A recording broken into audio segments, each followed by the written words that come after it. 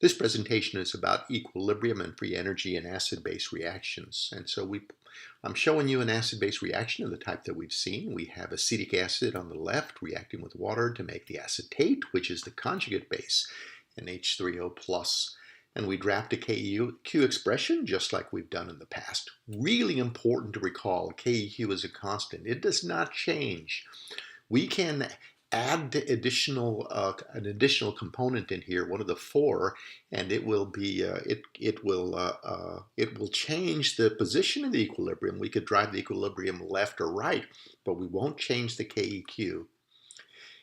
But for this expression, H2O does not change, and that's because we use trace amounts of the acid, the acetic acid on the left-hand side.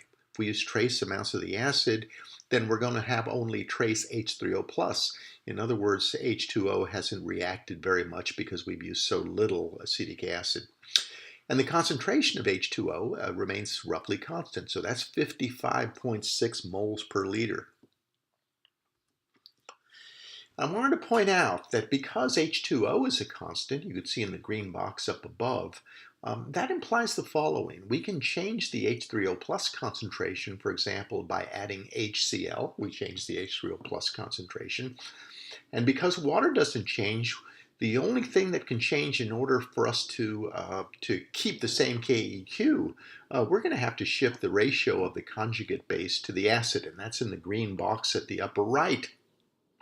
So we change H3O plus in some fashion. What we're going to have to do to make the KEQ stay constant is change the ratio of the conjugate base to the acid. So for example, if we increase the H3O plus concentration, we are going to shift the equilibrium to the, meaning that we're going to have an increase in the acid concentration, the acetic acid, and a decrease in the acetate concentration, the conjugate base. On the other hand, if we do the opposite, we add a sodium hydroxide, we're going to reduce the H3O plus concentration, and that's going to shift the equilibrium to the right. Again, how do we know we shifted to the right? We've decreased H3O plus concentration in the right-hand KEQ expression up above, and that means that because we've decreased that, we have to increase the conjugate base concentration, which is the acetate, the anion on the right side of the expression, and decrease the CH3CO2H, the acid concentration. So in other words, we can control which side of the equilibrium is favored based on pH. Essentially, pH allows us to shift the equilibrium one direction or the other. And again, that's because the water concentration is approximately constant. So we can establish conditions where we can have the desired ratio of the acetate to the acid by shifting the pH, and that's again the H3O plus concentration. At pH of 5, for example, the anion, that is the conjugate base, and the acid concentration are in identical concentrations. A little bit later on we'll discuss that. When the pH equals the pKa, so the pH of the acid, which is the component on the left-hand side, that's the carboxylic acid component, if the pK of that is 5, and so at pH of 5, the conjugate base and the acid are in equal concentrations. Again, we'll talk about this a little bit later. What happens at pH of 4? Well, let's look at the expression up above and think about what happens as we increase the H3O plus concentration. So at pH of 4, we've increased the H3O plus concentration by a factor of 10. So let's look at the KEQ expression in the above right. We've increased the H3O plus concentration by a factor of 10. That means we have to decrease the ratio of the conjugate base to the acid by a factor of 10 as well. That means that the acid concentration is 10 times the conjugate base concentration in order for KEQ to stay the same. So thus we're able to calculate the ratio of the acid and conjugate base to conjugate base based on different pHs. What happens at pH of 7? Well, recall at pH of 5, the acid and the conjugate base are in equal concentrations. If we go to pH of 7, the H3O plus concentration is now 1/100th of what it is at pH of 5. So we've reduced that by a factor of 100. That means we're going to have to increase the conjugate base concentration of the conjugate base to acid ratio by a factor of 100 in order for KEQ to stay the same. So there's 100 times more conjugate base than carboxylic acid.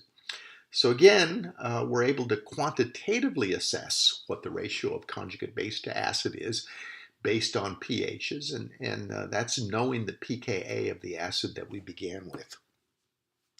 Let's look at another couple of examples. Here's ethanol reaction with water. This reaction, by the way, is very strongly favored to the left. There's very little of the H3O plus concentration for this one because of the pKa of the alcohol. pKa of the alcohol is about 16, so there's very little of the products of this reaction, almost all starting materials. KEQ is just We've composed that just like we have in the past. Acetic acid is what we did on the last slide. Let's do this for comparison again. That pKa is around 5, which means that's favored to the left also, but not as much as the ethanol is favored to the left. So from general chemistry, delta G equals minus RT ln KEQ. KEQ is the expression, either one of the expressions that we show at the right-hand side up above. Delta G is the free energy of this reaction, which is the reaction in which an acid gives up a proton to water.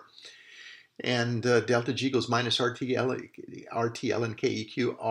R is a constant. T is a given temperature. We have to do this at a known temperature, at a specific temperature, and so we can calculate the free energy of this expression. We could also, if we have delta G, we could calculate the KEQ using the expression I'm showing afterwards. So we can mathematically convert delta G and KEQ at a specified temperature.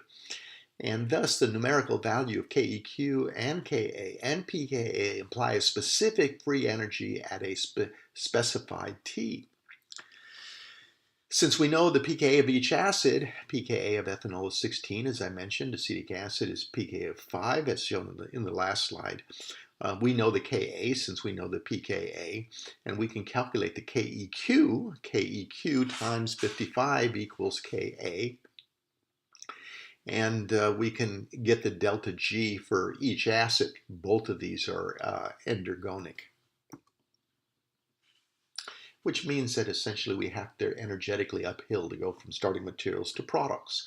So there's the alcohol one that I'm showing. That's highly endergonic. We can do the carboxylic acid one, and that one is less endergonic, but that's still endergonic. It's favored to the left, but not as much as the alcohol one in green. And we can even calculate the difference between these two, and the difference is mainly how stable the conjugate base is. We'll talk about that a little bit later. But the important point here is that pKa values imply free energy differences in the reaction of the acid giving up its proton to water. And so the delta G for the ethanol is larger than the delta G for acetic acid. So in summary, KEQ is a constant and does not change with solution composition changes. Because we're using trace amounts of acid, the concentration of water is roughly constant. The ratio of conjugate base to acid can be shifted depending on pH. The delta G for an acid-base reaction can be calculated using the expression delta G equals minus RT ln KEQ. And differences in the pKa value reflect differences in the free energy of the acid protonation of water.